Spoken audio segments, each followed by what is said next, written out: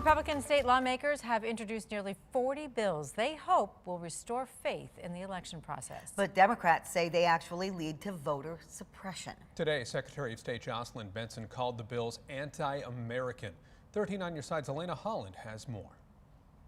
It is un-American and an affront to every voter in this state. Secretary of State Jocelyn Benson is talking about a series of voting reform bills proposed by Republican state lawmakers. They say the bills will make voting harder to cheat, but Benson says that's not the case. They are deceiving the public by claiming their bills improve election integrity when they simply make it harder for all citizens to vote.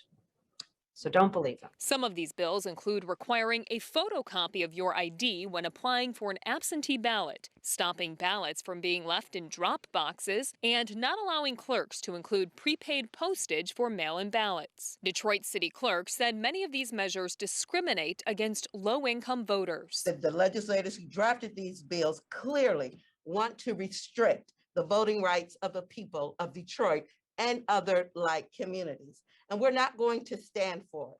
But Republicans disagree. This is in response to concerns that were brought forward by hundreds of thousands, if not millions, of Michiganders and Americans. Ted Goodman is the communications director for the Michigan Republican Party. He says the bills are aimed at protecting our elections. Look, we just want to ensure that folks are who they say they are when they're voting, and that goes for everyone. You need photo ID for all sorts of things in this country.